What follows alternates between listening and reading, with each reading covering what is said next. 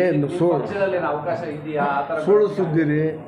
ಈಗಾಗಲೇ ನಮ್ಮ ಪಕ್ಷದ ಒಂದು ರೌಂಡು ಎಲ್ಲ ಪ್ರಕ್ರಿಯೆ ಮುಗಿದು ಕೊನೆ ಹಂತದಲ್ಲಿದೆ. ಆಮೇಲೆ ಅವ್ರು ಬಿ ಜೆ ಪಿ ಕಾಂಗ್ರೆಸ್ಸಿಗೆ ಬರ್ತಾರಂತಂದ್ರೆ ಬರ್ಬೋದು. ಯಾರು ಕಾಂಗ್ರೆಸ್ ಬರ್ಲಿಕ್ಕೆ ಯಾರಿಗೂ ಬೇಡಲಕ್ಕೆ ಬರೋಂಗಿಲ್ಲ. ಆದರೆ ಅವರು ಅಭ್ಯರ್ಥಿ ಆಗ್ತಾರೆ ಅನ್ನೋದು ಸುಳ್ಳು. ಇದು ಮಾತ್ರ ಇದು ಸತ್ಯಕ್ಕೆ ದೂರವಾದದ್ದು. ಸೋಷಿಯಲ್ ಜಸ್ಟಿಸ್ನಾಗ ಬಂಜಾರ ಕಮ್ಯುನಿಟಿಗೆ ಮತ್ತೆ ಕೊಟ್ಟರಂದ್ರೆ ಅವಾಗ ಕಾಂಗ್ರೆಸ್ ಪಾರ್ಟಿ ಆಗ ಕಾಂಗ್ರೆಸ್ ಪಾರ್ಟಿ ಚುನಾವಣೆಯನ್ನೇ ಮಾಡ್ಬೇಕಲ್ಲ. ಇಲ್ಲ 3-4 ಎಲೆಕ್ಷನ್ ಲಾಸ್ಟ್ ಆಗ್ಯಾರ. ನಾನು ಹೇಳಂಗಿಲ್ಲ. ಪ್ರಕಾಶ್ ರಾಠೋಡ್ ಅವರು ಒಂದು ಜನರಲ್ ಎಲೆಕ್ಷನ್, 2 ರಿಸರ್ವ್ ಎಲೆಕ್ಷನ್, ಮತ್ತು ನಾವು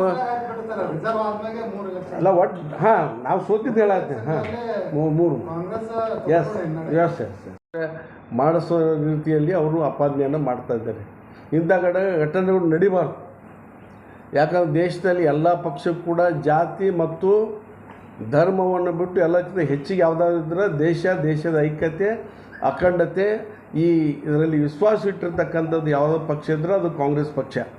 ಇದಕ್ಕಾಗಿ ನಾವು ಅನೇಕ ಸಲ ಇವ್ರು ಪಾಕಿಸ್ತಾನದ ಏಜೆಂಟ್ ಅಂತ ನಂಬ್ಕೊಂಡು ನಾವು ಪಾಕಿಸ್ತಾನದ ವೈರಿ ರಾಷ್ಟ್ರ ಅಂತೇಳಿ ನಾವು ಪರಿಗಣಿಸಿದ್ದೀವಿ. 2 ಸಲ ನಾವು ಪಾಕಿಸ್ತಾನ ಜೊತೆ ನಮ್ಮ ಕೇಂದ್ರ ಸರ್ಕಾರ ಇಂದಿರಾ ಗಾಂಧಿಯವ್ರ ಕಾಲದಲ್ಲಿ, ನೆಹರು ಕಾಲದಲ್ಲಿ ಪಾಕಿಸ್ತಾನ ಜೊತೆ ಯುದ್ಧವನ್ನು ಮಾಡಿ ಗೆದ್ದಂಥವ್ರು ನಾವು. ಹೀಗೆ ಇಲ್ಲದ ಅಪಪ್ರಚಾರವನ್ನು ಮಾಡಿ ಕೇವಲ ಹಿಂದುತ್ವದ ಆಧಾರದ ಮೇಲೆ ಇವತ್ತು ಈ ಒಂದು ಬಿ ಜೆ ಪಿಯವರು ಮತವನ್ನು ಸೆಳೀತಕ್ಕಂಥ ಪ್ರಯತ್ನ ಮಾಡಿದ್ದಾರೆ ವಿನಃ ಈ ದೇಶದಲ್ಲಿ ಯಾವುದೇ ರೀತಿಯಾಗಿರ್ತಕ್ಕಂಥ ಅಭಿವೃದ್ಧಿ ಆಗಲಿ ಮತ್ತೊಂದಾಗಲಿ ಯಾವುದೂ ಕೂಡ ಮಾಡಲಿಕ್ಕೆ ಅವರಿಂದ ಸಾಧ್ಯ ಆಗಿಲ್ಲ. ಇವತ್ತು UPA ಸರ್ಕಾರದ ಸಂದರ್ಭದಲ್ಲಿ ಏನು ಕಾರ್ಯಕ್ರಮವನ್ನು ಕೊಟ್ಟಿದ್ರು ಅವ್ರನ್ನ ಇವಾಗ ಮುಂದುವರಿಸಿದ್ದಾರೆ. ಇವತ್ತು ರಾಷ್ಟ್ರೀಯ ಹೆದ್ದಾರಿಗಳಾಗಿರ್ಬೋದು, ಇವತ್ತು ಅನೇಕ ರೈಲ್ವೆ ಪ್ಲಾಟ್ಫಾರ್ಮ್ ಸುಧಾರಣೆ ಆಗಿರ್ಬೋದು, ಇವೆಲ್ಲ UPA ಗೌರ್ಮೆಂಟಿಂದ ಮನಮೋಹನ್ ಸಿಂಗ್ ಇದ್ದಂಥ ಸಂದರ್ಭದಲ್ಲಿ ತೆಗೆದುಕೊಂಡಂಥ ನಿರ್ಣಯಗಳು.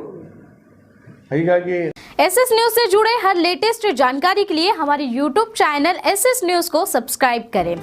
सबसे पहले न्यूज़ देखने के लिए बेल आइकन पर प्रेस करना बिल्कुल भी ना भूलें।